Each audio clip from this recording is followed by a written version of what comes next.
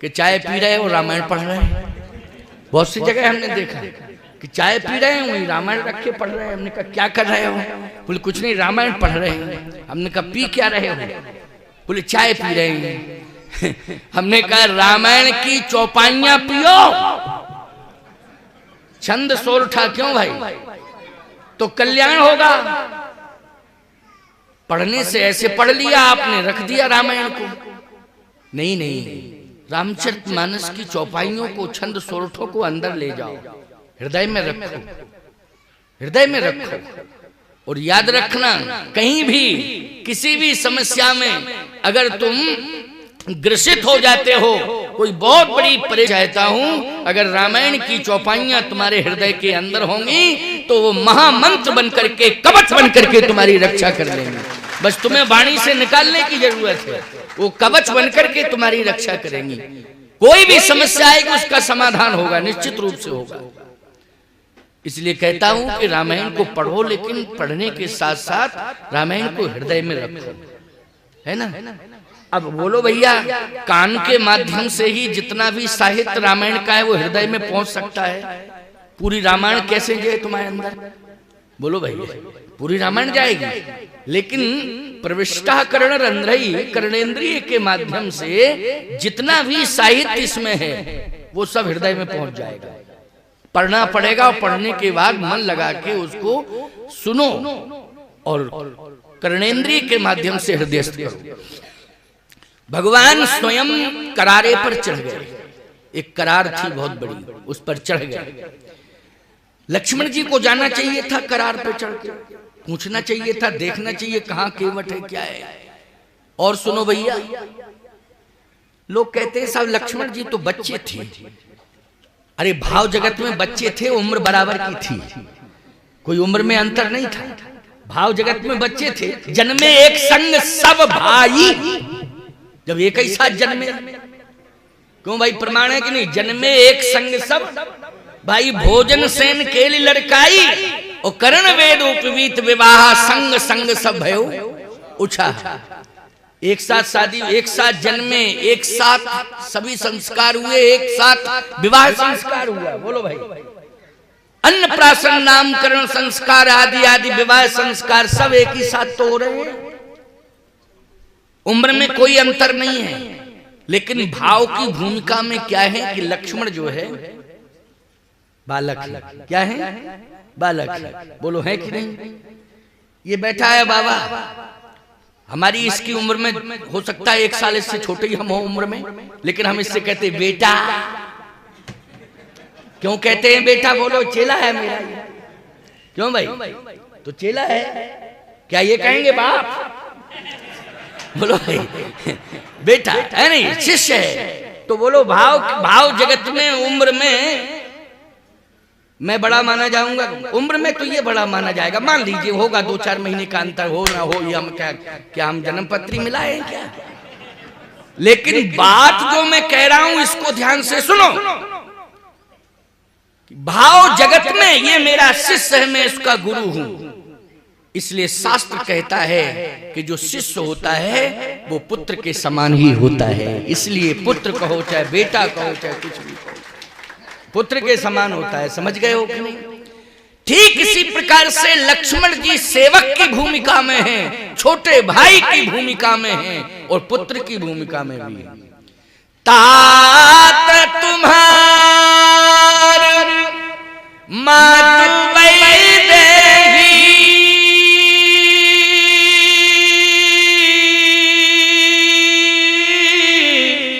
ओ पिता राम सब भांति स्नेही। तात तुम्हार मातु वैदेही, पिता राम सब भांति स्नेही। बोलो प्रमाण मिला कि नहीं मिला?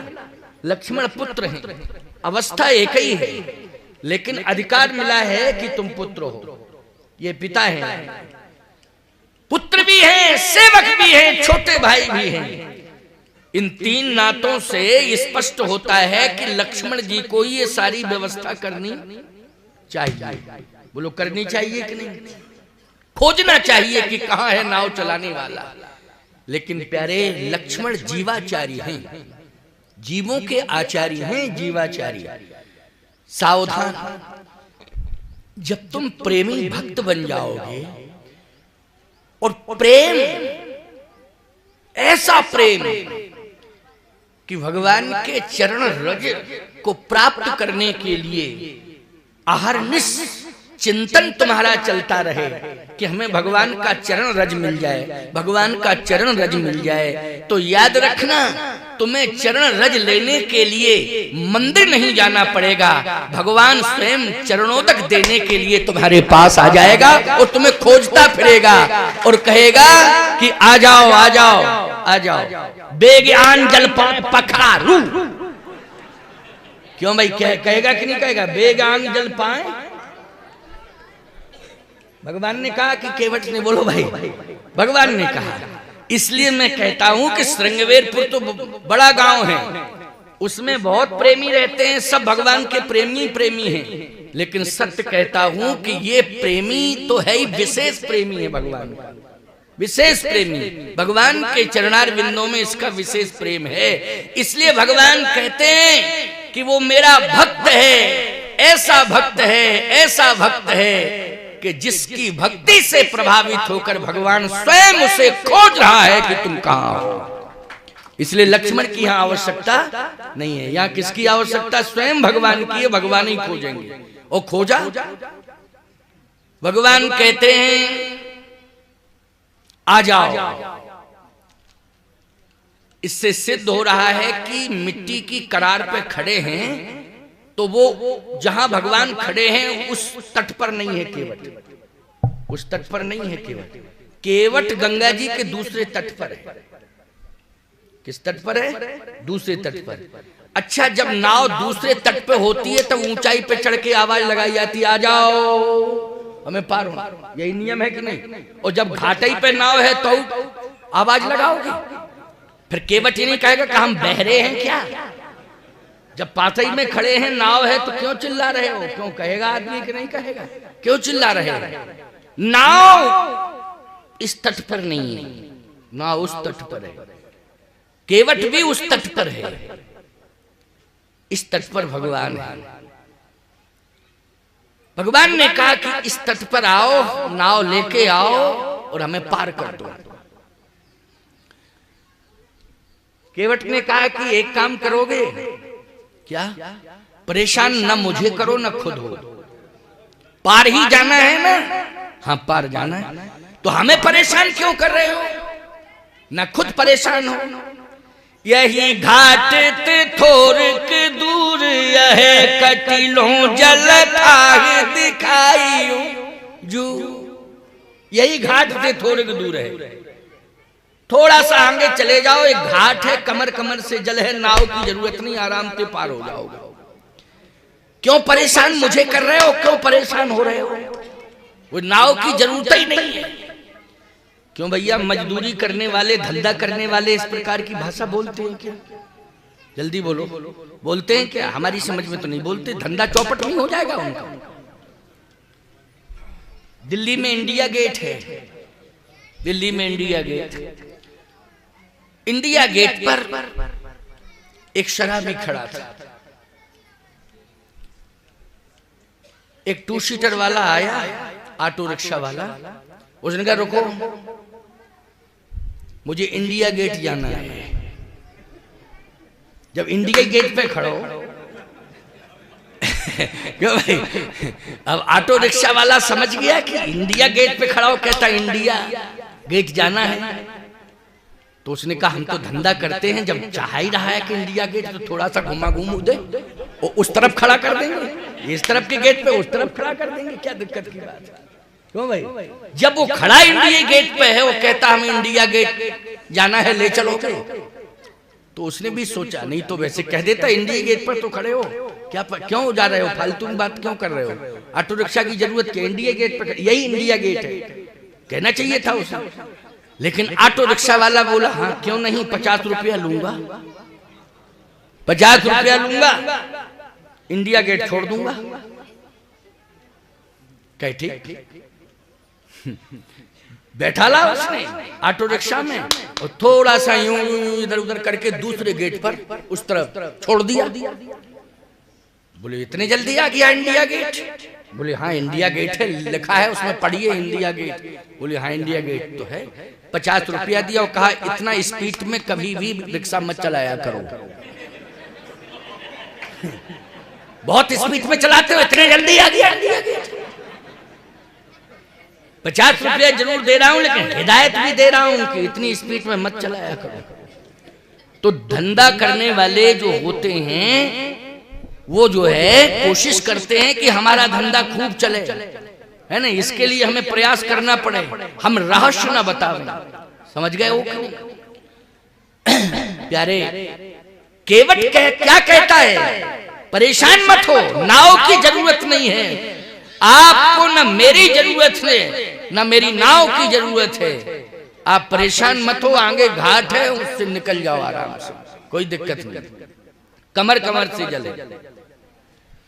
लक्ष्मण जी सुन रहे थे। लक्ष्मण जी ने कहा भैया आप तो उतर के नीचे आ जाओ, आराम से घाट है वहां चले, पार हो जाएंगे, क्या जरूरत नाव की। भगवान बोले तुम कुछ नहीं जानते हो लक्ष्मण, कहां जाएं? कहे दूसरा घाट।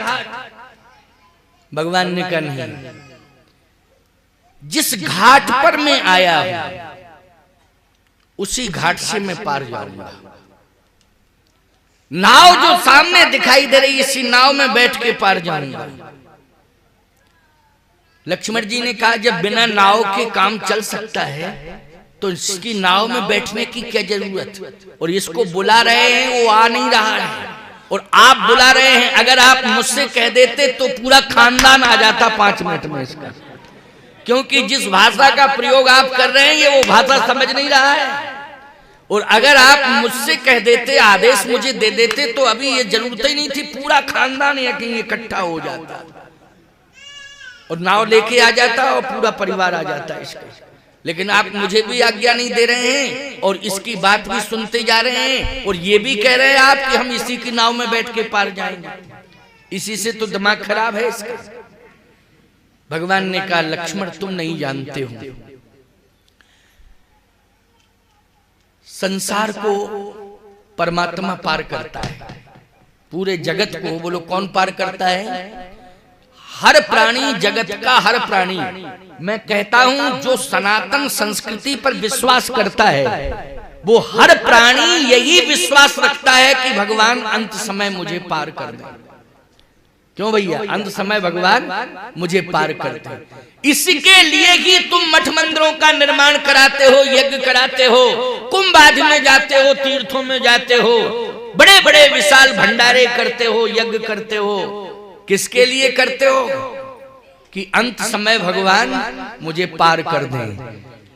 और पूरे परिवार के साथ समर्पित हो जाते हो तो यही भाव रहता है कि मैं पार हो जाऊं और प्रभु मेरे परिवार को भी आप पार कर देना, बस यही कृपा चाहता हूं, इतनी कृपा करना। लेकिन मैं कहता हूं कि आज भगवान कह रहा है कि मुझे पार करो। बोलो कह रहा है कि नहीं? भगवान कह रहा है कि मुझे पार करो। बेगयान जल पाय पखारू,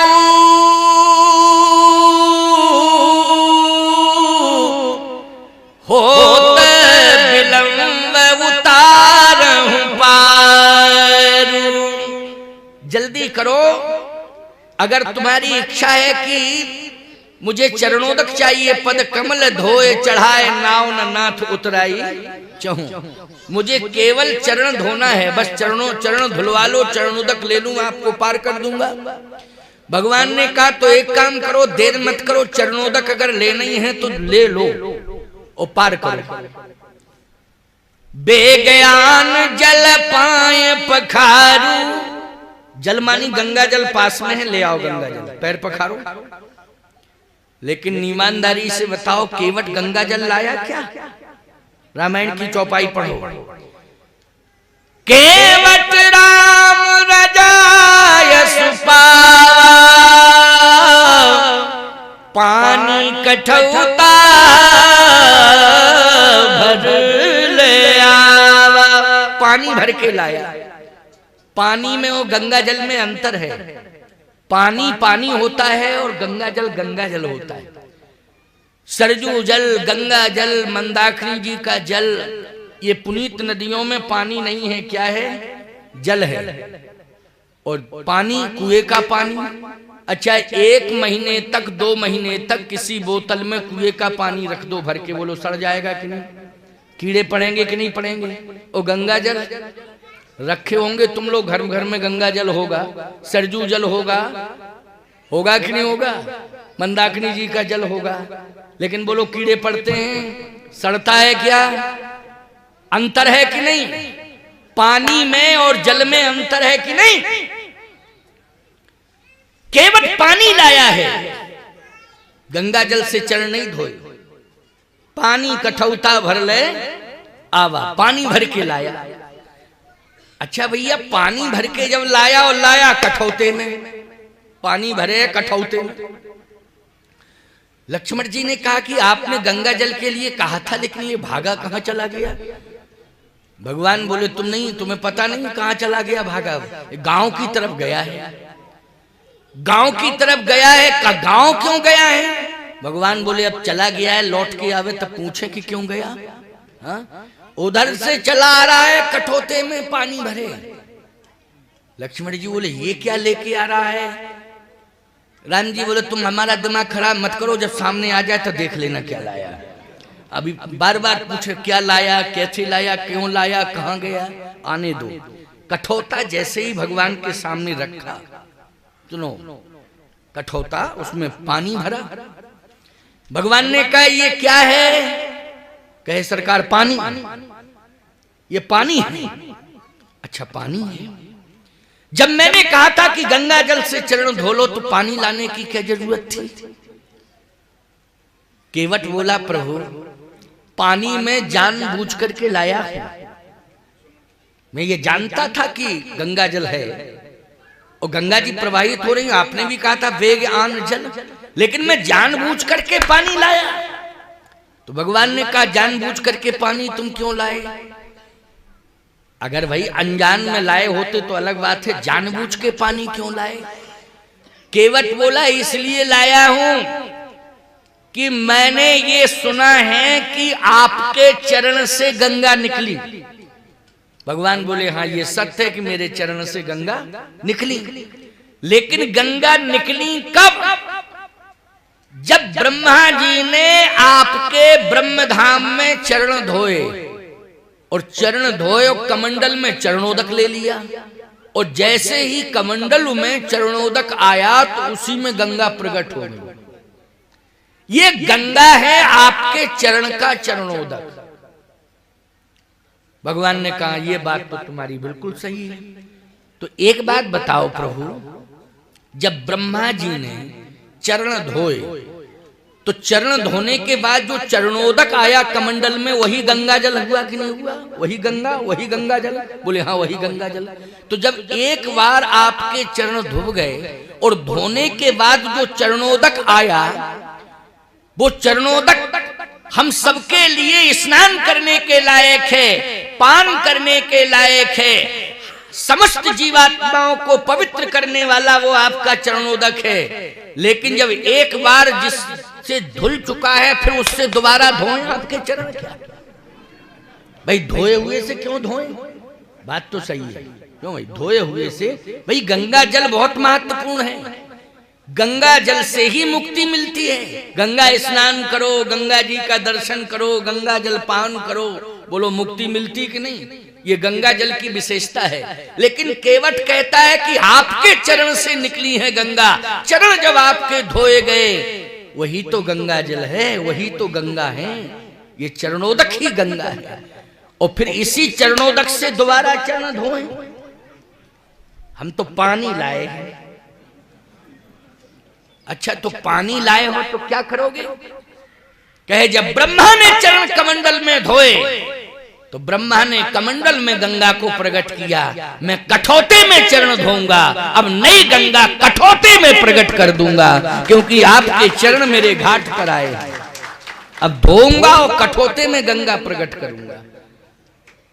लक्ष्मण जी ने कहा एक बात बताओ, झूठ मत बोलना, तुमने नहाया है नहीं, स्नान उस्नान किए तुमने? कहे हम झूठ तो बोलते ही नहीं, स्नान तो नहीं किए। तो स्नान करो पहले, स्नान करने के बाद फिर चरण धो। ब्रह्मा जी ने भी यही किया था। केवट बोला ब्रह्मा जी ने किया होगा, स्नान क्यों नहीं कर रहे हो? केवट बोला कैसा स्नान, काय का स्नान, मन चंगा तो कटौती में गंगा। अगर हमारा मन निर्मल है तो देखो अभी गंगा प्रकट हो जाएंगी कटौती में। भगवान ने कहा लक्ष्मण अब ज्यादा बात मत करो, तुम्हें मालूम नहीं है इस घाट का मालिक है, इस घाट का मालिक है, ये घाट इसी का है, इसी के घाट पर हम खड़े हैं, वो इसी के घाट से हम पार जाएंगे। लेकिन ज्यादा कहने की आवश्यकता नहीं है, क्योंकि ये अयोध्या नहीं है, ये जनकपुर नहीं है, ये सिंगवेरपुर में भी गंगा का घाट है। ज्यादा बात करोगे तो अभी घर से गए फिर घाटों से चले जाएंगे, न घर के रहेंगे न घाट के रहेंगे, यही कंडीशन होगी। इसलिए कुछ नहीं कहना, सुनते जाओ। भक्त वो है जिसके बंधन में भगवान बंध जाता है, समझ रहे हो क्यों? भक्त वो है जिसके बंधन में भगवान बंध जाता है। आज भगवान भक्त के बंधन में बंधा है, इसलिए भगवान कहते हैं बेगयान जल पाए पखारू, होत विलंब उतारहु पारू। लक्ष्मण जी ने कहा पात्र भी है तो काठ का है, काठ के पात्र में धो रहा है। भगवान ने कहा पात्र देख रहे हो कि पात्रता? क्यों भाई? पात्रता पर विचार करो, पात्र पर विचार मत करो। कहे जनकपुर में आपके चरण धोवे, बरविलोक दंपति अनुरागे, पाए पुनीत पखारन लागे। महाराज श्री जनक ने सोने के थाल में भगवान के चरण धोए, सोने का ही लोटा था, उसमें जल भरा हुआ था, सोने की पारात थी, सोने के पाटे पर, पाटा होता है ना, पाटा, पटा, पाटा, सोने का पाटा, पटा, उस पर भगवान के चरण रखे। कहे सरकार इस पर खड़े हो जाओ। भगवान सोने के पटा पर खड़े हो गए, पाटा पर, और जैसे खड़े हुए तो जनक जी ने और सुनैना जी ने दोनों ने भगवान के चरण धोए। बोलो धोए कि नहीं धोए? अब कल्पना करो आप, इस तरह से जनकपुर में चरण धोए गए। लक्ष्मण जी कहते हैं कि जनकपुर में भी मैंने देखे थे कि आपके चरण धोए गए। केवट ने कहा वो राजा थे, हम मजदूर हैं। राजा के पास सोने के, बस सोने के बहुत बड़े बड़े पारात, कोपर आदि आदि हो सकते हैं, लोटे हो सकते हैं, बहुत बड़े बड़े पात्र हो सकते हैं, लेकिन वो राजा हैं इसलिए उनके पास ये सब व्यवस्था हो सकती है। मैं राजा नहीं हूं, मैं हूं भिखारी। भिखारी? हाँ मजदूर हूं, कहता हूं कि 10 रुपया में पार करूंगा, 20 रुपया में पार करूंगा, 50 रुपया में पार करूंगा, मांगता हूं लोगों से, वो लोग देते हैं, मैं मजदूर हूं। वो राजा है, राजा में मजदूर में बहुत अंतर होता है। दाता एक राम, भिखारी सारी दुनिया। देने वाला एक राम, सारी दुनिया भिखारी होती है। लेकिन आज ईमानदारी से बताओ, भगवान स्वयं मांग रहे हैं, मांग रहे हैं कि नहीं? मांग रहे हैं भगवान।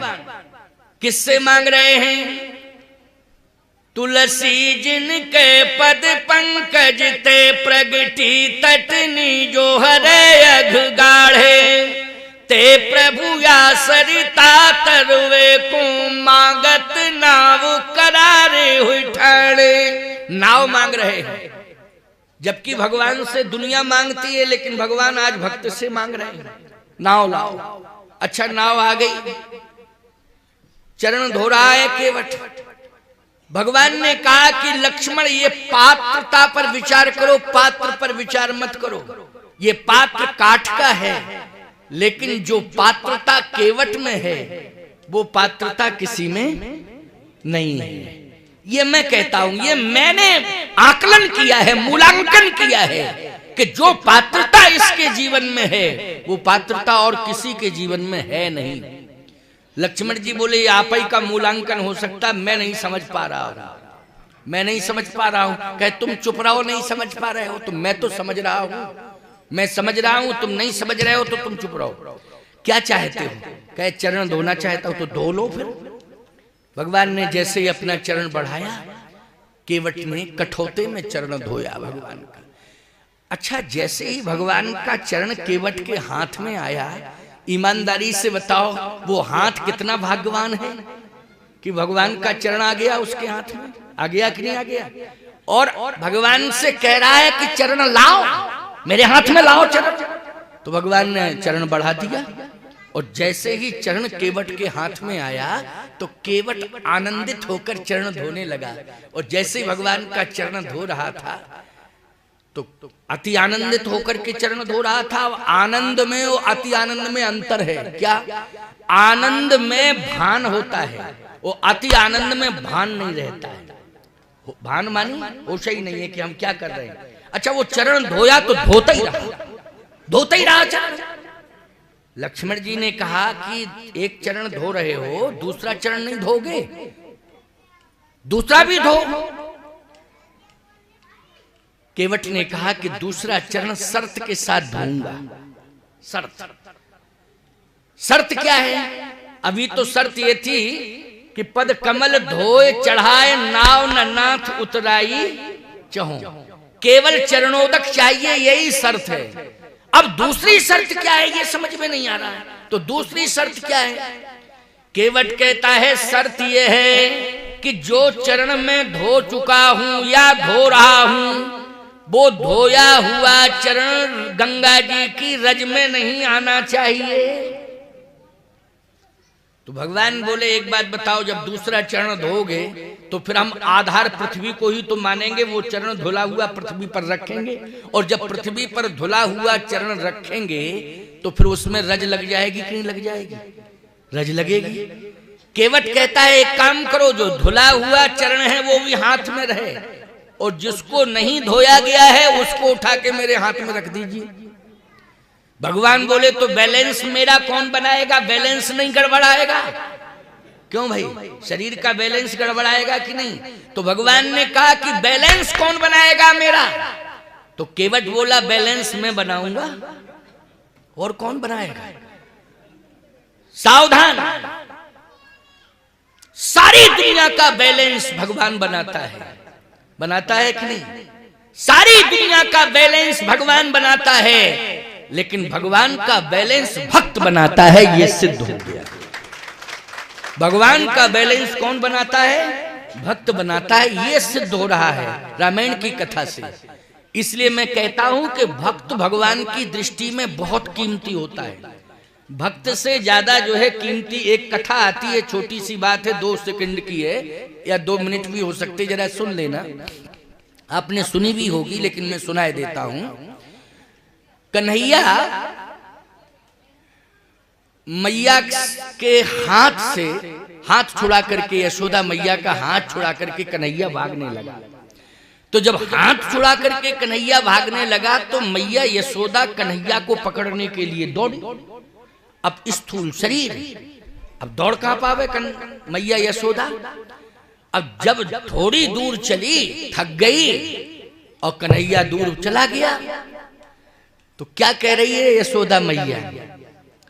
अरे कन्हैया, तुझे मेरी कसम है, तू खड़ा हो जा।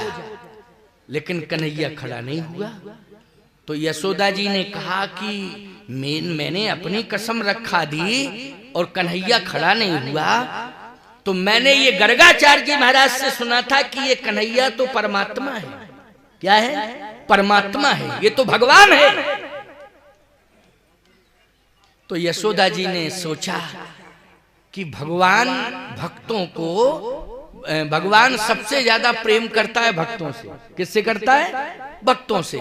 तो भगवान सबसे ज्यादा प्रेम करता है भक्तों से, ऐसा मैंने श्री गर्गाचार्य जी महाराज से कथा में सुना था। तो भक्त जब प्रिय हैं तो भक्तों की कसम रखाओ। तो कह दिया तुम्हें भक्तों की कसम है, खड़े हो जाओ। कन्हैया फिर भी खड़ा नहीं हुआ। ओ, इसका मतलब है कि भक्तों में भी क्वालिटी होती है। क्यों भाई?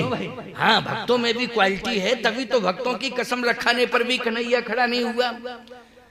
कहा उच्च कोटि के भक्त सतयुग में होते हैं, इसलिए सतयुग के भक्तों की कसम रखानी चाहिए। यशोदा मैया ने कहा तुझे सतयुग के भक्तों की कसम है, फिर भी कन्हैया खड़ा नहीं हुआ। तो यशोदा मैया बोली तुझे त्रेता के भक्तों की कसम है, कन्हैया फिर भी खड़ा नहीं हुआ। कहा तुझे द्वापर के भक्तों की कसम है, कन्हैया फिर भी खड़ा नहीं हुआ। और फिर कहा आने वाले कलयुग के भक्तों की कसम है। कन्हैया ठुमुक ठुमुक करके मैया के पास आ गया और कहा मैया कलयुग के भक्तों की कसम मत रखाया करो। देखो, ठुमुक ठुमुक करके आ गया मैया यशोदा के पास। कहा मैया तुझे कन्हैया की सौगंध है, आज के बाद तू कलयुग के भक्तों की कसम मत रखाया कर। कलयुग के भक्तों से तुझे इतना प्यार क्यों है? क्यों है इतना प्यार कलयुग के भक्तों से? कहा मैया सतयुग में, त्रेता में, द्वापर में बड़े बड़े भक्त हुए हैं, हजारों की संख्या में, लाखों हजारों की संख्या में भक्त हुए हैं। लेकिन कलिकाल में तो जो असली भक्त होंगे उनकी थोड़ी ही संख्या होगी। अगर वो कहीं हमसे दूरियां बना के कहीं चले गए तो मेरा नाम लेने वाला कौन होगा कलिकाल में? इसलिए कलयुग में तो भगवान की महिमा को बढ़ाने वाला भक्ति ही होता है। ईमानदारी से बताओ, आप जैसे भक्ति भगवान की महिमा बढ़ा रहे कि नहीं बढ़ा रहे? नहीं। कलयुग में आज कौन मान रहा भगवान को? न साधु को मान रहा, न माने मात पिता नहीं देवा, साधु सन करवावे सेवा, जिनके ये आचरण भवानी ते निश्चर समझानो प्राणी। तो कलयुग में जो भक्त होते हैं वो वास्तव में भगवान को प्राण से भी ज्यादा प्यारे होते हैं। और तुम सब भगवान की कथा सुन रहे हो प्यारे, ऐसे घोर कलिकाल में जहां जिंदगी में फुर्सत ही नहीं, किसी से भी कहो कथा हो रही है, बोले फुर्सत नहीं। यही कहता है, क्या करें, सुनने की फुर्सत नहीं। अच्छा तो 3 दिन की कथा है, दूसरे दिन निकाल लेना फुर्सत। दूसरे दिन भी कहा क्यों भैया तुम तो पहुंचे ही नहीं हो, कहे फुर्सत ही नहीं। तीसरे दिन कहा कि अरे समय निकाल लो, लास्ट दिन है। फिर मिला, वो कहे फुर्सत ही नहीं मिली, नहीं पहुंच पाए। अब बताओ भैया, फुर्सत नहीं है कथा सुनने की, इतनी व्यस्तता है, फुर्सत तो कभी ना कभी मिलेगी। एक गांव में कथा चल रही थी, सारा गांव कथा सुनने जाता था, एक व्यक्ति को फुर्सत ही नहीं मिलती थी, वो गए ही नहीं। महात्मा ने कहा पूरा गांव आया लेकिन एक व्यक्ति क्यों नहीं आ रहा है? बोले व्यापार बहुत लंबा है, फुर्सत नहीं मिल रही उसे महाराज। अच्छा, महात्मा जी की कथा पूरी हुई, जब जाने लगे तो गांव के लोग बोले महाराज अब मत जाओ आप। क्यों? बोले जिसको कथा सुनने की फुर्सत नहीं मिलती थी वो तो चला गया दुनिया से, उसका तो हार्ट फेल हो गया है, उसी का। बोले हाँ महाराज उसी का हो गया, सुबह 4 बजे की घटना है, अब मत जाओ आप, क्योंकि आपका जाना ठीक नहीं है। नहीं, सारी दुनिया यही कहेगी, वो गांव के तो कहेंगे महात्मा ने श्राप दे दिए तो दोष आप पर लगेगा। महात्मा ने श्राप दे दी इसलिए प्राण निकल गए, तो आप कलंक मत लो, अब मत जाओ। महात्मा बोले ठीक है नहीं जाएंगे। पूरा गांव पीछे पीछे और वो आगे आगे उसको रखे स्मशान की ओर ले जा रहे थे। महात्मा जहां ठहरे थे वहीं से उसका जनाजा निकल रहा था। महात्मा जी खड़े हो गए, जैसे ही वहां से वो निकलने लगा तो महात्मा जी ने कहा भैया रुको, कम से कम देख तो लें उसको कैसा था वो, इसको फुर्सत नहीं मिलती थी, कम से कम देख तो लें कैसा है। देखने लगे महात्मा ऐसे, कहे अब इसको नीचे उतार दो। नीचे उतारो? अरे कहे महाराज मरघट पे ही उतरती है ये लाश, ऐसे थोड़ी, ये तो अंतिम स्थिति है, अर्थी है, ये तो मरघट पे ही उतरेगी यहाँ। अरे बोले मैं कहता हूं उतार दो। गांव के लोगों ने कहा इतना सिद्ध महात्मा है, उतरवा रहा है, इसका मतलब है कि निश्चित रूप से प्राण वापस न लौटा दे, महात्मा है, इसलिए रख दो। जैसे उस व्यक्ति को नीचे रखा, आहा, महात्मा जी गए, कान से लग गए, 15 मिनट हो गया। लोगों ने कहा ऐसा है कि अगर प्राण लौट रहे हो तब तो कान से लगे रहो, समय खराब मत करो, क्योंकि हम लोगों को भी फुर्सत नहीं है कि यही चक्कर में इसको धरे बैठे रहे। क्यों भाई? हम लोगों को भी फुर्सत नहीं है। हाँ, हम लोग भी व्यस्त हैं, इसलिए अगर कुछ हो रहा हो, प्राण वापस हो रहे हो तब तो ठीक है, नहीं तो चलने दो। महात्मा बोले और रुको, अभी हमको तसल्ली होगी, कम से कम रुको। लोगों ने कहा नहीं नहीं रुके हैं, कोई दिक्कत नहीं। साहब 45 मिनट हो गए, 45 मिनट। लोगों ने कहा 45 मिनट में न हिल रहा है न डुल रहा है, इसका मतलब है कि कुछ हो ही नहीं रहा है, टाइम खराब हो रहा है और कुछ नहीं। तो लोगों ने कहा एक बार बताओ महाराज, आप कान में लग के मुर्दे को क्या सुना रहे हैं? क्या प्राण फूंक रहे हैं? प्राण फूंक रहे हैं। महात्मा बोले तुम लोग नहीं समझते हो, आज हमें तसल्ली हो गई कि आज के दिन इसे फुर्सत मिल गई और हम फुर्सत में कथा सुना रहे हैं। क्यों भाई? इससे फुर्सत मिली और आज हम फुर्सत में इसको कथा सुना रहे हैं। बोलो भैया, ऐसी फुर्सत किस काम की?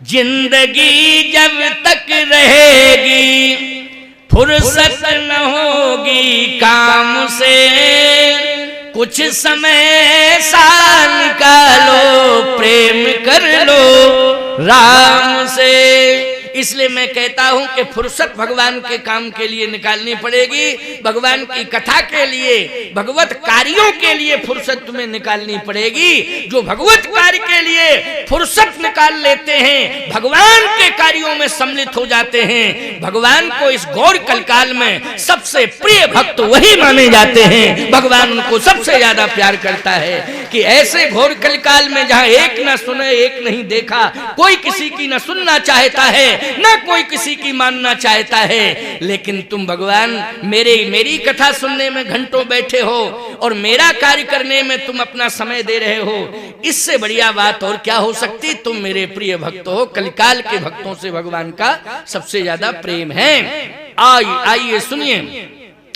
केवट ने कहा, हाँ बैठ जाओ बेटा, इधर बैठ जाओ, कोई दिक्कत नहीं, बैठ जाओ। बच्चे हैं, बहुत अच्छे होते हैं बच्चे कथा जब सुनते हैं। हाँ, क्योंकि कथा सुन रहे हैं बच्चे, बच्चों को ही हम सुनाते हैं कथा, बूढ़ों को क्या सुनावे हैं? अरे तुम तो सुन चुके हो साहब। क्यों भाई? और इतना ही तो सुनाना है तुम्हें कि भजन करो, बस इसी से तुम्हारा कल्याण होगा। इतना ही बुढ़ों को इतना ही सुनाना है, बाकी जो भी विस्तार कथा का करना है बच्चों को सुनाना है। क्यों भाई? ये बच्चे भविष्य हैं, यही बच्चे तो परिवार की सेवा करेंगे, समाज की सेवा करेंगे, राष्ट्र की सेवा करेंगे। बोलो करेंगे कि नहीं? इन्हीं पर तो भविष्य टिका है पूरे राष्ट्र का, पूरे राष्ट्र का भविष्य बच्चों पर टिका हुआ है। इसलिए प्रेम से बच्चे सुन रहे हैं और हम बच्चों को ज्यादातर कथा सुनाते भी, हमें प्रसन्नता भी होती है। जहां पर बच्चे आते हैं कथा सुनने के लिए हमें बहुत प्रसन्नता होती है। बस इतना जरूर है कि बच्चे हैं, कभी कभी थोड़ा सा चंचलत्व होता है ना, उस चंचलत्व के कारण बातचीत करने लगते, लेकिन दोनों समझदार हैं, कम से कम बात तो मान गए हैं। और सबसे ज्यादा समझदार बच्चों से ज्यादा जे बैठी, ये ज्यादा समझदार है। क्यों भाई? क्यों? इतनी बड़ी संख्या में और शांति से बैठी, इससे बड़ी समझदारी और क्या हो सकती? इतनी बड़ी संख्या, जहां दो बैठ जाती हैं वहां शांति नहीं रह सकती।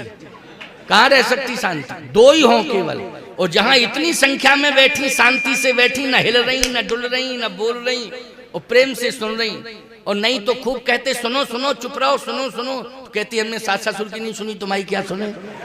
बोलो भाई, तो समस्या खड़ी हो जाती कि नहीं? लेकिन बड़ी समझदार देवियां हैं, इसलिए मैं कहता हूं मुझे प्रसन्नता है, बहुत प्रसन्नता है। मैं इतना गदगद हूं कि इतनी बड़ी संख्या में लोग बैठे हैं लेकिन आवाज नहीं आ रही है, सब शांति का परिचय दिए हुए हैं और शांत मुद्रा में बैठकर कथा सुन रहे हैं। ये प्रसन्नता है, अत्यधिक प्रसन्नता है। तो आइए सुनिए, बहुत अच्छी बात बता रहा हूं। भगवान ने कहा कि दूसरा चरण हम उठाएं, लेकिन बैलेंस कौन बनाएगा? का बैलेंस केवट बोला मैं बनाऊंगा। इसका मतलब है भक्त भगवान का बैलेंस बनाता है। बोलो बनाता है कि नहीं बनाता है? भगवान ने कहा तो कैसे बनाओगे बैलेंस, ये बताओ। कहे ये बताओ, आप पहले चरण तो उठाओ। भगवान ने उठाने की कोशिश की तो भगवान हिलने लगे। केवट बोला जब आपका शरीर हिल रहा है तो आप हाथ को फ्री क्यों किए हो? जब आपका शरीर हिल रहा है तो आप हाथ को फ्री क्यों किए हो? भगवान बोले क्या करें? केवट बोला इस हाथ से मेरा माथ पकड़ लीजिए, इस हाथ से मेरा माथ पकड़ लीजिए। भगवान ने कहा चलो तुम कह रहे हो तो मैं ऐसे ही किए लेता हूं। भगवान ने हाथ बढ़ाया और हाथ से केवट का माथ में और हाथ केवट के माथ में। क्यों भाई, यही दृश्य है कि नहीं? अब लक्ष्मण जी बगल में खड़े हैं, बगल में खड़े खड़े देख रहे हैं। केवट ने कहा उठाइए, दूसरा चरण उठाइए। भगवाता हूं। जैसे भगवान ने दूसरा फ्री था उस तरह भगवान झुकने लगे, उस तरह भगवान झुकने लगे तो लक्ष्मण जी दौड़ के उसी साइड में आए। बोले प्रभु अब आप मेरा कंधा पकड़ लीजिए। केवट बोला आमने सामने का मामला है, बगल वाले डिस्टरबेंस पैदा न करें। ये बगल वाले क्यों फालतू में इधर उधर कर रहे हैं? भाई आमने सामने का मामला है, भक्त और भगवान का मामला है कि नहीं? इसलिए भक्त भगवान आपस में निपटेंगे, बगल वाले बिल्कुल इधर उधर ना जाएं, बगल वाले अपना साइलेंट रहें और जहां खड़े हैं वहीं खड़े रहें। भगवान ने कहा लक्ष्मण से तुम इधर उधर क्यों कर रहे हो, तुम चुपचाप खड़े रहो ना। लक्ष्मण जी बोले बहुत बड़ा व्यायाम करवा रहा है प्रभु, इतना तो कोई नचा ही नहीं सकता है जितना आपको ये नचा रहा है। तब संत कहते हैं नाना भांति नचायो भक्तन ने मोह। बोलो नचाया किसने है? भक्तों ने नाना प्रकार से नचाया है। बोलो नचाया कि नहीं? नाना प्रकार से भक्तों ने नचाया है भगवान को। आज सामने लक्ष्मण जी देख रहे हैं, केवल लक्ष्मण नहीं 33 करोड़ देवता देख रहे हैं कि किस तरह से ये केवट भगवान को नचा रहा है। ये भक्त जो है भगवान को नचा रहा है। केवट ने कहा कि आप दूसरा हाथ फ्री मत करिए, दूसरा हाथ भी मेरे माथ पर रख दीजिए, पकड़ लीजिए दूसरे हाथ से। भगवान ने कहा दूसरे हाथ से भी पकड़े लेते हैं। जैसे ही दूसरा हाथ बढ़ाया भगवान ने, पहला हाथ तो था ही माथ पर, और दूसरा हाथ जैसे ही बढ़ाया दोनों चरण, और चरण भी उठाया भगवान ने, चरण उठाया, हाथ भी रख दिया दूसरा केवट के माथ पर, और दूसरा चरण उठा करके भगवान ने केवट के हाथ पर रख दिया। याद रखना भगवान के दोनों चरण केवट के हाथ में, भगवान के दोनों हाथ केवट के माथ पर। देवताओं ने कहा यही सम पुण्य पुंज को नहीं, इसके समान संसार में कोई पुण्य पुंज नहीं है। सारा ब्रह्मांड भगवान के हाथ में, लेकिन आज भगवान ब्रह्मांड सहित भक्त केवट के हाथ में है प्यारे। ये है भक्त की महिमा। बरस सुमन सुरा सकल सिहाही, यही सम पुण्य पुंज को नाही, यही सम पुण्य पुंज को नाही। और दशरथ जी क्या कह रहे हैं अयोध्या में? राम चले बन प्राण न जाही, कहीं सुख लाग रहत तन माही। राम जा रहे हैं, ऐ प्राण तुम शरीर में कौन सा सुख लेने के लिए अभी हो, राम के साथ क्यों नहीं जाते हो? राम जा रहे हैं तो प्राण मेरे हृदय में रुकने की कोई आवश्यकता नहीं है। या तो तुम में ताकत हो प्राण तो राम को लौटाओ वापस, और ताकत नहीं है तो राम के साथ जाओ। लेकिन क्यों नहीं निकल रहे हो? कौन सा सुख पाने के लिए? आज तुम मेरे हृदय में हो, मेरे शरीर के अंदर हो, ये बताओ प्राण। लेकिन यहां देखा आपने, परमात्मा जैसा केवट कह रहा, भक्त केवट कह रहा, वैसा ही परमात्मा कर रहा है। बोलो कर रहा है कि नहीं कर रहा है? भक्त तो महाराज दशरथ भी हैं, ऐसी बात नहीं है, भक्त तो महाराज दशरथ भी हैं। बोलो हैं दशरथ की नहीं? बहुत बड़े भक्त हैं दशरथ। लेकिन ईमानदारी से बताओ भगवान रोते बिलखते दशरथ जी को छोड़ के चले गए कि नहीं चले गए? अरे भक्ति तो कौशल्या जी ने भी की है, लेकिन कौशल्या को रोता बिलखता छोड़ के भगवान चले गए कि नहीं? लेकिन जब तक केवट नहीं कह रहा है जाने के लिए, तब तक भगवान एक कदम नहीं रख रहे आगे। बोलो भाई, एक कदम आगे नहीं रख रहे हैं जब तक केवट नहीं कह रहा है। इसलिए मैं कहता हूं कि तुम ग्रामीण अंचल में रहते हो, श्रृंगवेरपुर भी ग्रामीण है, हमारे प्रयागराज के पास ही तो है। चित्रकूट से प्रयाग आओ, अयोध्या जाओगे तो श्रृंगवेरपुर पहले मिल जाएगा, अयोध्या के पहले, प्रयाग के बाद श्रृंगवेरपुर मिलेगा। छोटा सा गांव, कोई बहुत बड़ा गांव नहीं है। कुछ लोग तो श्रृंगवेरपुर गए होंगे और कुछ लोग नहीं गए होंगे, हमारा तो क्षेत्र ही है वो। तो श्रृंगवेरपुर एक गांव है, गंगा के किनारे बसा है प्यारे। जैसे तुम्हारा भररौली गांव, वैसे ही तो वो गांव है। बस अंतर इतना है, यहाँ गंगा जी नहीं है, वहां गंगा है, लेकिन अंतर कुछ नहीं है। वहां भागीरथी गंगा प्रवाहित हो रही हैं और भररौली में राम कथा रूपी गंगा प्रवाहित हो रही हैं। अंतर कहाँ है? बोलो भाई, अंतर नहीं है। ये तो भाव की बात है। राम कथा गंगा बोलो प्रवाहित हो रही है कि नहीं? तो राम कथा गंगा के तट पर बसा हुआ है भररौली, बसा है कि नहीं? राम कथा रूपी गंगा के पावन तट पर ये भररौली ग्राम बसा हुआ है प्यारे। जिस तरह से आप रह रहे हो ग्रामीण संस्कृति में, वैसे ही श्रृंगवेरपुर में केवट भी ग्रामीण संस्कृति में ही रहता था। बोलो रहता था कि नहीं? लेकिन आज जो सौभाग्य श्रृंगवेरपुर में केवट को मिल गया, नाव चलाने वाले केवट को मिल गया, वो सौभाग्य श्रृंगवेरपुर के राजा गोहराज निषाद को नहीं मिला। भगवान ने निषाद राज को सखा बनाया, भगवान ने हृदय से लगाया। लेकिन ईमानदारी से बताओ, निषाद के कहने से भगवान श्रृंगवेरपुर के अंदर नहीं गए। उसने कहा था, प्रभु कैकेयी ने अयोध्या के राज्य से आपको पृथक किया है, ठीक है मैं मानता हूं कि अयोध्या पर उसका अधिकार हो सकता है, लेकिन श्रृंगवेरपुर के राज्य पर कोई अधिकार नहीं है उसका। ये श्रृंगवेरपुर राज्य पर मेरा अधिकार है, लेकिन मैं पूरा राज्य और पूरे परिवार और गांव के सहित आपके चरणों में समर्पित है, इसलिए प्रभु ये राज्य आपका है। आप पधारिए पधारिए, प्रवेश करिए। भगवान ने कहा, पुर न जाऊं 10-4 बरिस। 14 साल तक हम किसी के नगर में प्रवेश नहीं कर सकते हैं, हम नहीं करेंगे। प्रेम है हमारा तुम्हारा अलग बात है। ना तो राज्य की किसी व्यवस्था को हम स्वीकार करेंगे, अगर तुम राज्य की कोई व्यवस्था भी उपलब्ध कराओगे तब भी हम स्वीकार नहीं करेंगे। हम प्रेम तुमसे करेंगे, लेकिन तुम्हारी वस्तु को स्वीकार नहीं करेंगे, ना तुम्हारी संपत्ति को स्वीकार करेंगे, तुमसे हम प्रेम करेंगे। मौन कर दिया निषाद राज को भगवान ने। बोलो कर दिया मौन कि नहीं? लेकिन भगवान केवट को मौन कर पा रहे हैं? जल्दी बोलो। जैसा कह रहा है वैसा ही कर रहे हैं भगवान। वो कहता है पैर उठाओ, भगवान उठा दे। दूसरा भी उठाओ, हाथ धरो। बोलो भाई, हैं? बोला हो रहा है कि नहीं हो रहा? गंगा के तट पर यही हो रहा है कि नहीं हो रहा है? तुम तो रामायण वैसे पढ़ते तो हो, लेकिन बस यही तो है, पढ़ते भर हो, लेकिन गहराई तक नहीं पहुंच पाते हो, तभी तो हमको बुलाते हो। अगर वहां तक पहुंच जाओ तो हमारी क्या जरूरत है?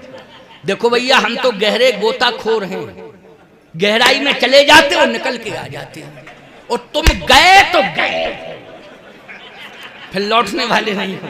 क्यों भाई? इसलिए बात यह है कि हमको बुलाते हो, कथा सुनने के लिए बुलाते हो कि स्वामी जी के द्वारा हमें रामचरितमानस का मर्म समझ में आएगा। अब सुनते जाना, बहुत बढ़िया बात। समय तो हो ही जाता है, समय होता रहता है। आज विश्राम दिवस है, 10-5 मिनट ज्यादा भी हो जाएगा तो कोई दिक्कत नहीं। अब क्या बतावें भैया, माल्यार्पण में समय खूब चला गया। अब मालाएं जो आई थी अगर ना पहनाते तो भी दिक्कत थी। लोग कहते साहब मालाएं आई थी, हमारा नाम भी लिखा गया लेकिन हमको बुलाया नहीं, तो बड़ी समस्या खड़ी हो जाती। इसलिए माल्यार्पण में भी औपचारिकताओं में समय थोड़ा जाता है। कोई बात नहीं, इसमें सोचने की जरूरत नहीं है। हम ये कभी नहीं कहते हैं कि ऐसा क्यों करते हो, पूरा समय माला पहनाने में लगा दिया। अरे पूरा समय माला पहनाने में लगा दिया है तो ये मालाएं किसके लिए आई थी? क्या ये फोटोग्राफी के लिए आई थी? खाली मालाएं पहनने के लिए होती हैं, ये शिष्टाचार है, बहुत अच्छी बात है। अब रही बात है 10-5 मिनट का समय इसमें चला गया तो हम बढ़ाए देते हैं। क्यों भाई? बढ़ाए देते हैं, क्या दिक्कत की बात है?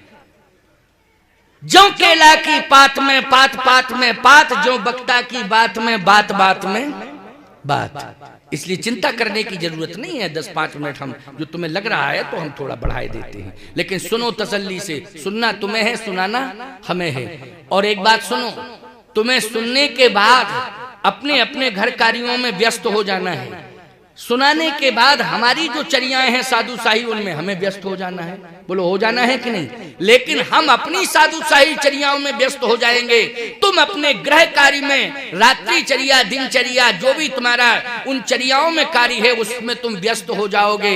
लेकिन प्यारे, हाथों से कार्य करते रहना, लेकिन जो कान से तुमने रामायण सुनी है उसको हृदय में धारण कर लेना, निकलने मत देना। बस इस बात का ध्यान रखना, हृदय में रखना। जो भी मेरे शब्द हैं उनको हृदय में रखना प्यारे।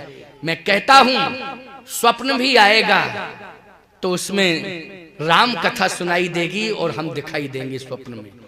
अगर हृदय में रामायण रखी होगी मेरी कथा तो स्वप्न में हम ही दिखाई देंगे और राम कथा सुनाई देगी। स्वप्न में भी तुम्हें भगवान दिखाई देंगे, भगवान की कथा सुनाई देगी, संत दिखाई देंगे स्वप्न में भी। जागृत अवस्था में तो ये सब क्रम चल ही रहा है, लेकिन स्वप्न जागत सोबत शरण तुम्हारी। बोलो भाई, जागत सोबत शरण तुम्हारी। ये सोने वाला क्रम भी जुड़ रहा है कि नहीं जुड़ रहा है भगवान की शरणागति से? कि लेकिन कथा यदि हृदय में होगी तो सोते समय भी भगवान की शरणागति तुम्हें मिलती रहेगी। और यदि कथा को तुमने इस कान से सुना, इससे निकाल दिया, तो सोते समय हावड़ा के पुल से कूदोगे। क्यों भाई कूदोगे? कोई रेल की पटरी पे, कोई हावड़ा के पुल, पता नहीं क्या क्या कैसे कैसे स्वप्न आते हैं। क्यों आते हैं कि नहीं आते हैं? इसलिए मैं कहता हूं जागत सोबत शरण तुम्हारी। कथा को हृदय में रखे रहोगे तो स्वप्न में भी भगवान की शरणागति तुम्हें मिलती रहेगी। तो केवट ने कहा कि प्रभु अब चरण तो दोनों मेरे हाथ में आ गए। तो भगवान ने कहा कि अब धो लिए तुमने कि नहीं ये बताओ। केवट बोला हाँ धो लिए। भगवान बोले तो अब तो नाव में बिठाओ, ये नाव पास में ही है। कहे प्रभु नाव में तो बिठाना चाहता हूं, लेकिन मेरी प्रार्थना है। क्या प्रार्थना है बोलो? मेरी प्रार्थना ये है कि मैंने गंगा के पावन तट पर रहकर मजदूरी तो की है, लेकिन गंगा के किनारे जब जब भी सत्संग हुआ है उसको मन लगा के सुना है। अच्छा बोलो भैया, गंगा के किनारे सत्संग होता है कि नहीं होता है? जैसे आपके गांव में अगर गंगा है, गंगा होती तो आप कथा गंगा के किनारे कराते, क्योंकि गंगा के तट पे हो। तीर्थराज प्रयाग में गंगा के तट पे कथा होती है, होती कि नहीं? तो केवट कहता है यहाँ मैंने नाव चला के मजदूरी तो की है, लेकिन मैंने कथाएं भी सुनी है, सत्संग सुना है। संत महात्माओं से क्या सुना है कि अगर पत्नी है तो फिर जो भी धार्मिक कार्य करो, धार्मिक अनुष्ठान आदि करो, उसमें पत्नी को सहयोगी बनाओ। बोलो तुम लोग यही करते हो कि नहीं? तीर्थ जाते हो, अगर पत्नी जिंदा है तो साथ में लेके जाते हो। भागवत की कथा कराते हो, सुनते हो सपत्नी बैठ के। रामायण की कथा में यजमान बनते हो तो सपत्नी।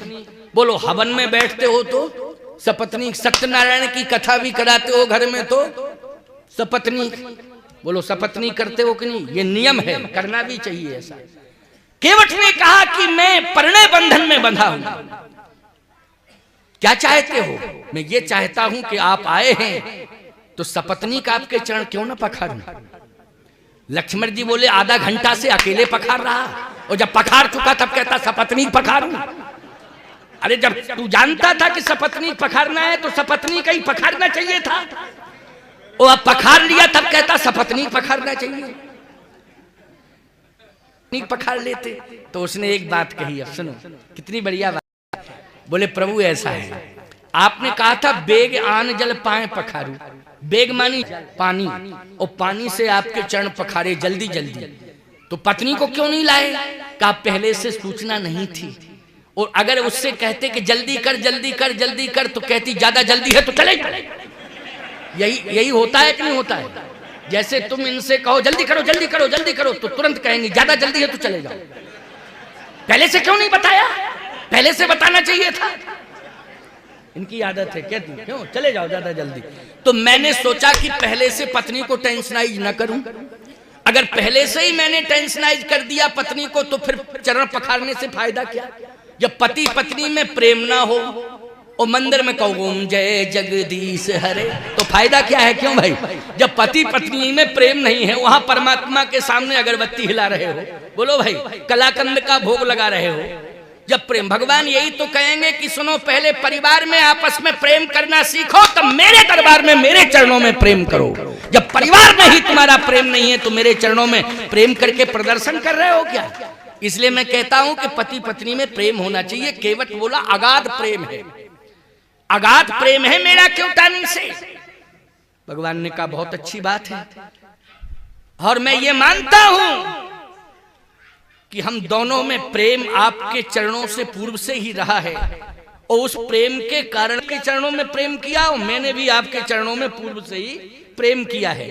कौशल्यादि नार प्रिय समाचरण पुनीत पति अनुकूल प्रेम दृढ़ हरि। महाराज श्री दशरथ के प्रति प्रेम करते हैं, दशरथ उन तीनों के प्रति प्रेम करते हैं और सबका मिलकर के महारानियों के सहित मानना बंद करो।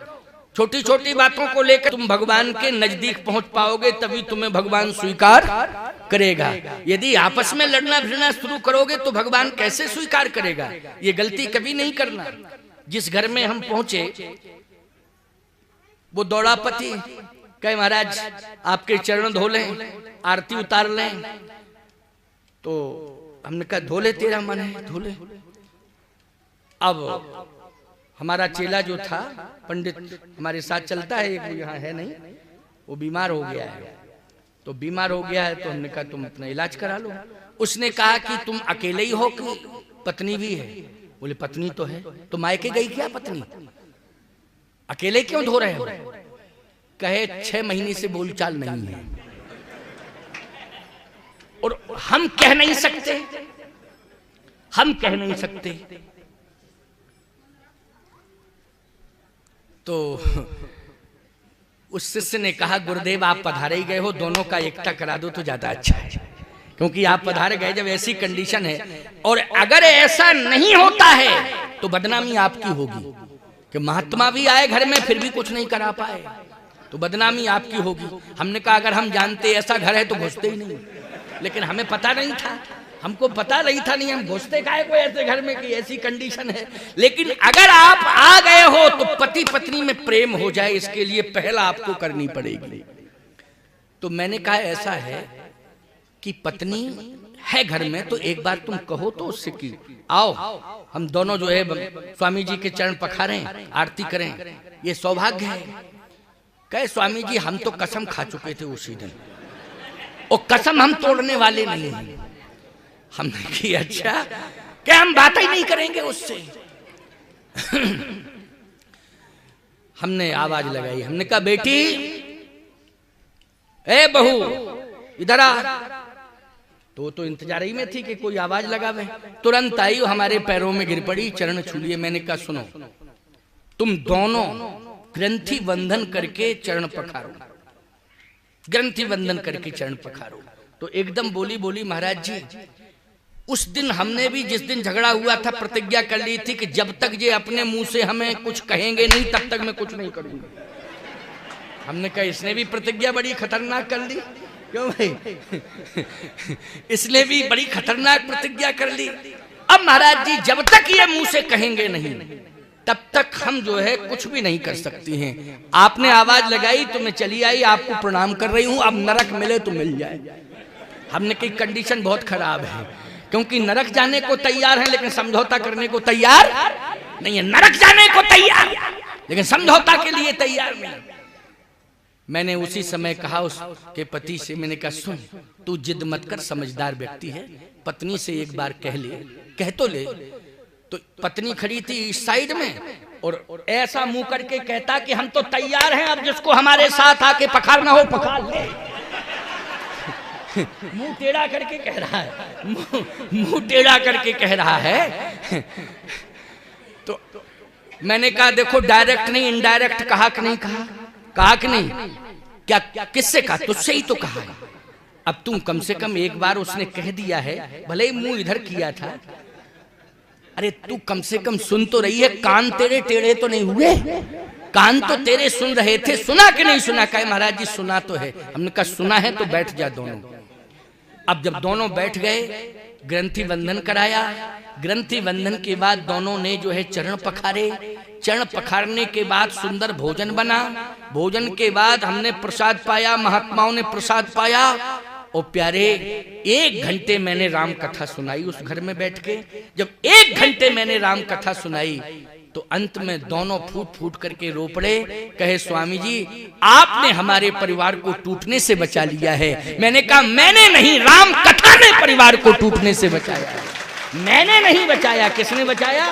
राम कथा ने तुम्हारे परिवार को टूटने से बचाया है। तो बोलो भगवान की कथा में ताकत है कि नहीं? लेकिन सुनो तब ना, जब सुनना ही नहीं है तो अलग बात है। सुनो तब, ताकत है कि टूटने से परिवार बचेगा, रूठने से परिवार बचेगा। इसलिए मैं कहता हूं कि राम कथा सुनते रहना, घर में रामायण रख के रामायण पढ़ते रहना, हर रोज रामायण पढ़ी जानी चाहिए। इतना फुर्सत में समय निकालो, 10 ही मिनट का समय क्यों ना निकालो, लेकिन परिवार के साथ बैठ के। पुराने जमाने में तो मोहल्ला एक साथ बैठता था, कथा होती थी। अगर इतना नहीं हो पा रहा है इस घोर कलिकाल में, तो आप अपने घर में अपने परिवार के सहित बैठकर 10-15 मिनट रोज रामायण पढ़ा करो। निश्चित रूप से परिवार टूटने से बच जाएगा, ये मैं विश्वास दिलाता हूं। इतना आपको करना ही पड़ेगा, तभी ये फलश्रुति आपके सामने आएगी। तो आइए आपको और 10 मिनट की बात सुना दें, इसके बाद वाणी को विश्राम। केवट ने ग्रंथ बंधन करके सपत्नीक भगवान के चरण पखाड़े। रामायण का प्रमाण दे रहा हूं, अपनी तरफ से नहीं कह रहा हूं कि कोई मनमुखीपन से अपनी बात कह के चला जाऊं, ऐसा नहीं। रामायण आप पढ़ते हैं नहीं, घर में जाकर के रामायण पढ़ लेना, आपके समझ में आ जाएगी बात कि स्वामी जी ठीक कह रहे थे। ग्रंथि बंधन करके उसने चरण पखारे भगवान के। जब दोनों ने चरण पखाड़ लिए, भगवान ने कहा अब तुम संतुष्ट हो? क्योंकि भक्त से भगवान पूछ रहा है कि तुम संतुष्ट हो? केवट बोला हाँ, हम दोनों ने चरण तो पखाड़ लिए, लेकिन। भगवान ने कहा ये लेकिन शब्द क्यों लग गया? कहा लेकिन शब्द इसलिए लग गया प्रभु कि वो पति पत्नी केवल ये संकल्प न ले कि हम दोनों परिणय बंधन में इसलिए बंधे हैं कि हमको वंश वृद्धि करना है, केवल हमें वंश चलाना है, वंश वृद्धि करना है, इसलिए हम लोग परिणय बंधन में बंधे हैं। याद रखना, परिणय बंधन में बंधते समय अरे वंश वृद्धि करना ये तो संसार का नियम चला आ रहा है। बोलो चला आ रहा है कि नहीं चला आ रहा है? वंश वृद्धि में तो ऐसे ऐसे भी पैदा हो गए हैं। कंस पैदा हुआ है, कुंभकर्ण पैदा हुआ है, रावण पैदा हुआ है, हिरण्याकश्यप पैदा हुआ है। बोलो आतताई पैदा हुए कि नहीं हुए? और साधारण ऐसे नहीं, इतने बड़े बड़े वंश में कि 1 लाख पूत 1.25 लाख नाती, ऐसा विस्तार किया इन्होंने अपने परिवार का। लेकिन सावधान, वंश वृद्धि करना ये विशेषता नहीं है, बल्कि संतान को जन्म देने के साथ साथ संतान को भगवान से जोड़ देना, ये सबसे बड़ी उपलब्धि है। जन्म के साथ संतान को किससे जोड़ देना? भगवान से जोड़ देना, पूरे परिवार को भगवान से जोड़ देना। और प्यारे, अगर उदारता आ जाए केवट कैसी, तो पूरे गांव को भगवान से जोड़ देना। यही हुआ है रामायण में, पूरे गांव को उसने भगवान से जोड़ा है। ये विशेषता है कि नहीं? केवट कहता है प्रभु मैं अपने बच्चों को आपके चरणों से जोड़ना चाहता हूं। बच्चे कहां हैं? बच्चे गांव में ही हैं, तो क्यों नहीं लाए साथ में? उस समय थे नहीं बच्चे, इधर उधर हो गए थे। अच्छा तो ले आओ बच्चों को। यही क्रम जारी है, दौड़ा दौड़ा गया, बच्चों को इकट्ठा किया उसने और बच्चों को साथ लेके आ रहा है। देखो जब विश्वामित्र जी आए थे तो दशरथ जी भी 4 पुत्रों को लेके आ गए थे ना। दशरथ जी 4 बेटों को लेके आए थे। पुण्य चरणन मेले सुत चारी और राम देख मुनि विरति विसारी, पुण्य चरणन मेले सुत चारी। केवट ने भी अपने बच्चों को इकट्ठा किया और इकट्ठा करके लाया और भगवान के चरणों में डाल दिया है। बच्चों ने भी भगवान के चरण पखारे साहब। बोलो सपत्नीक पखारा, इसके बाद बच्चों के सहित चरण पखारा। बोले पूरे परिवार जुड़ गया कि नहीं जुड़ गया? पूरा परिवार जुड़ गया है। इसलिए कहता हूं ये परंपरा बताई जा रही है, इसी प्रभु राम कथा के माध्यम से आपको परंपरा दी जा रही है। तो मैं दावे के साथ कह रहा हूं कि रामायण पढ़ते रहना। राम कथा गंगा आपके घर में होगी, और जब राम कथा गंगा आपके घर में होगी तो एक दिन उसी राम कथा गंगा के तट पर परमात्मा प्रकट हो जाएगा आपके घर में, और पूरे परिवार को भगवान के चरण से जुड़ने का सौभाग्य मिलेगा। लेकिन राम कथा में राम कथा गंगा में भगवान प्रकट होगा। किस में होगा? राम कथा रामायण में भगवान प्रकट होगा। प्यारे, कलयुग में साक्षात भगवान का विग्रह है श्री रामायण। कलिकाल में क्या है रामायण? भगवान राम का साक्षात विग्रह। भागवत क्या है? इस घोर कलिकाल में साक्षात भगवान कृष्ण का विग्रह है। ये रामायण रामचरितमानस राम का विग्रह है, भागवत भगवान कृष्ण का विग्रह है। इसलिए इन ग्रंथों के प्रति अगर तुम्हारा प्रेम बना रहा तो इन ग्रंथों के माध्यम, जैसे ही बच्चों के सहित सपरिवार चरण पखारे भगवान के, तो भगवान ने कहा क्यों, अब तो भैया पार कर दे, अब क्या दिक्कत है, क्योंकि 5:38 हो गए। क्यों भाई, अब 5:45 बजने वाले हैं, बोलो है कि नहीं? लेकिन चिंता मत करना, 5 ही मिनट और लगेगा, बस इससे ज्यादा नहीं लगेगा। कितना मिनट लगेगा? 5। अंत भला तो सब भला। अंत, इस बात को सुन करके ही आराम से जाना, आशीर्वाद लेके जाना। आशीर्वाद का पिटारा तो हम धरे हैं, अभी खोलेंगे बाद में। दो भाई लेकर के जाना। लेकिन तुम सब बैठे हो, बिल्कुल शांत मुद्रा में बैठे हो। हाँ, तुम भी बैठ जाओ, बीच में क्यों खड़ी हो गई हो? बैठ जाओ शांति से। जगह नहीं मिल रही है क्या? हाँ, बैठ जाओ। बड़ी समझदार देवियां हैं, देखा ना। देखो एक बात बताएं, कथा बैठ के सुनना चाहिए, कथा में खड़ा नहीं होना चाहिए। हैं? ये इलेक्शन है कि खड़ी हो गई? नहीं, चुनाव में खड़ा हुआ जाता है, लेकिन कथा में बैठा जाए। बड़ी समझदार हैं, बहुत समझदार हैं, बात मान गई हैं। तो आइए सुनिए, अंतिम बात मैं सुना रहा हूं आपको। हाँ, ये दीपक को यहीं रख दो, बस यहीं रख दो, चुपचाप बैठ जाओ, बैठ जाओ आराम से। हाँ, आराम से बैठो बस, है ना। हाँ, बहुत बढ़िया बात है, दीपक भी आ गया, सब व्यवस्था है। आइए सुनिए, भगवान ने कहा कि अब तो तूने परिवार के सहित मेरे चरण पखार लिए हैं, अब नाव में बिठा।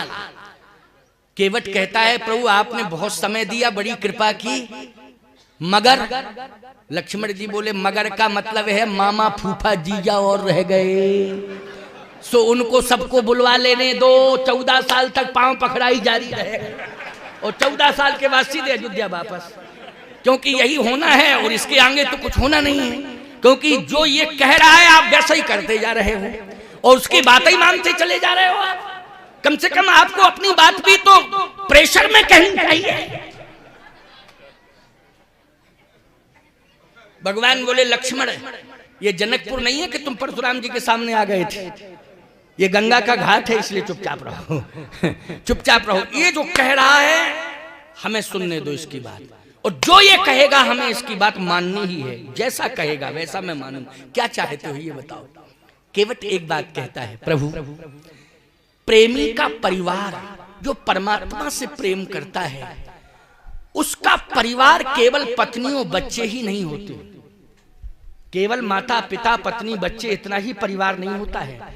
प्रेमी का परिवार वो होता है कि जो भी भगवान से जुड़ा है, जितने भी भगवान से जुड़े हैं, जहां तक उसकी दृष्टि जाती है कि कहां कहां तक लोग भगवान से जुड़े हैं, उन सबको वो प्रेमी अपना परिवार मान लेता है। कि जो परमात्मा से जुड़ा है भक्त का वही परिवार है। बोलो भाई, जो भगवान से जुड़ा है भक्त का वही परिवार है कि नहीं? तो हे प्रभु अन्यथा मत लेना, पूरा श्रृंगवेरपुर आपसे जुड़ा है। क्योंकि आप जब पधारे तो बोलो पूरा श्रृंगवेरपुर इकट्ठा हो गया था कि नहीं हो गया था? लेकिन आपने मौका नहीं दिया, उन सबको सेवा करने का आपने मौका नहीं दिया। लेकिन आज मैं प्रार्थना कर रहा हूं कि पूरा गांव आपका भक्त है, और जो भी भक्त है और जो भगवान से जुड़ा है वो मेरा परिवार है। इसलिए मेरी प्रार्थना है कि पूरे गांव को आज चरण पखारने का मौका दे दीजिए प्रभु, बस यही मेरी प्रार्थना है। भगवान ने कहा तेरी बात नहीं टालूंगा, तेरी बात नहीं टालूंगा। लेकिन एक बात लक्ष्मण जी बोले, अब ये अंत में ये कहेगा कि अब आपको गंगा पार नहीं करना है, श्रृंगवेरपुर के अंदर जाना है, तो इसकी बात तो आपको टालनी नहीं है, तो आप श्रृंगवेरपुर के अंदर भी जाएंगे। केवट कहता ना ना ना ना, श्रृंगवेरपुर की संपत्ति से मेरी कोई प्रीति नहीं, उस संपत्ति से परमात्मा की भी कोई प्रीति नहीं है। हम देख रहे हैं कि पूरा अयोध्या की संपत्ति छोड़ के चले आए। अयोध्या की संपत्ति अवध राजसुर राज सिहाही और दशरथ धन लख धनत लजाही, पूरी अयोध्या की संपत्ति छोड़ के चले आए। राजीव लोचन राम चले तज बाप को राज बताओ की नहीं, पूरा राज्य छोड़ के आए। हम इतनी तुच्छ बात कहेंगे कि श्रृंगवेरपुर में प्रवेश कर जाइए पूरा राज्य आपका है? नहीं ना, ना। हे प्रभु, भक्त की सबसे बड़ी संपत्ति है भगवत नाम की स्मृति। भगवत नाम की स्मृति ये सबसे बड़ी संपत्ति है।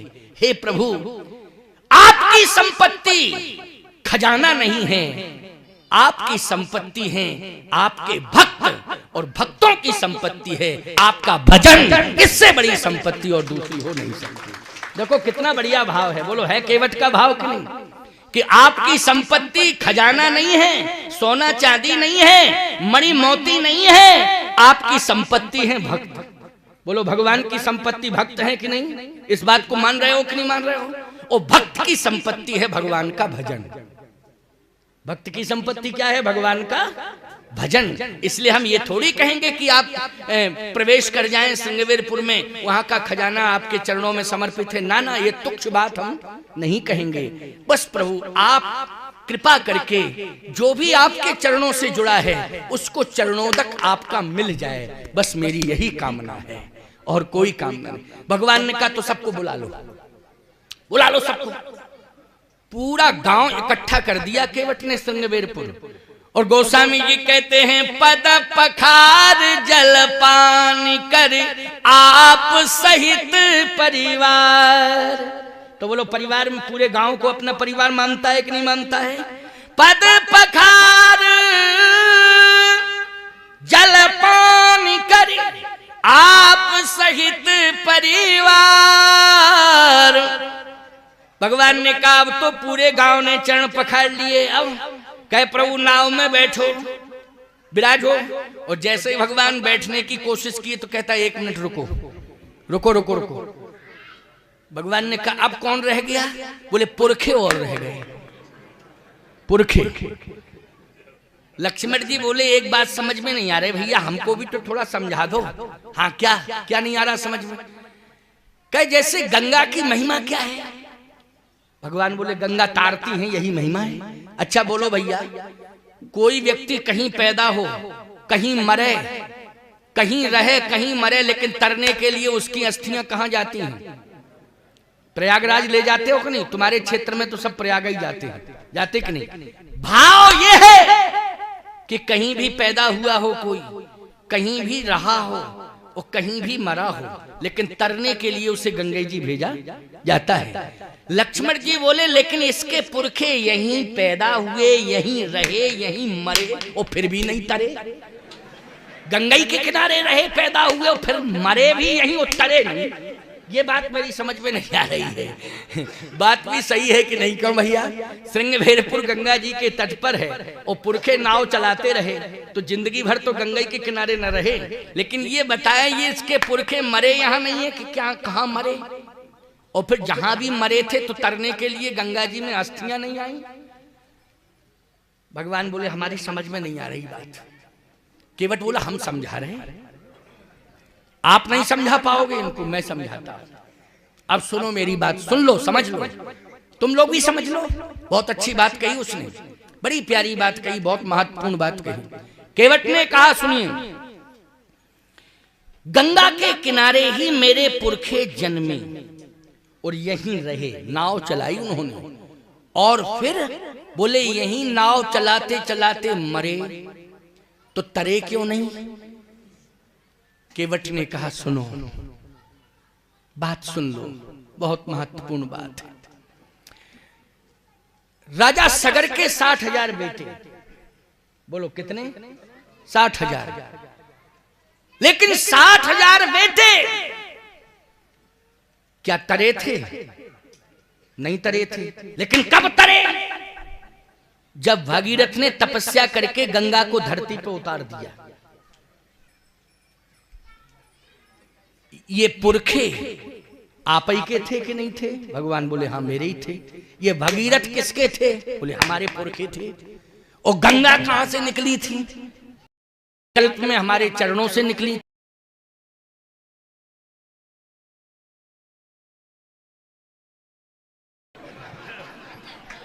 क्यों भाई? क्या है बताओ? आपके चरणों से निकली हूं, आप ही के पुरखे नहीं तरे। इसके लिए भगीरथ को प्रयास करना पड़ा। और जब भगीरथ जी को प्रयास करना पड़ा तब तपस्या के बल पर गंगा को उतारा और फिर ले गए वो कहां, गंगा सागर, और वहां जाके कपिल मुनि के आश्रम में, बोलो भैया, सब पुरखों का उद्धार करा दिया कि नहीं करा दिया। ऐसे ही राजा सागर कब हुए थे और कब भगीरथ इसके बीच में अटके रहे पुरखे आपके, वो नहीं तरे। ऐसे ही हमारे पुरखे, क्योंकि सब में पुरखा तारने की क्षमता नहीं होती है, समझ लो इस बात को, सब में पुरखा तारने की क्षमता नहीं होती है? जियत बाप सम दंगम दंगा, मरे बाप पहुंचावे गंगा। क्या बात है साहब, बोलो भाई। बाप जिंदा है तो खूब गालियां बक रहे हो, खूब खरी खोटी सुना रहे हो, और मरने के बाद उनकी हड्डियां गंगा जी में ले जा रहे हो कि तर जाएंगे।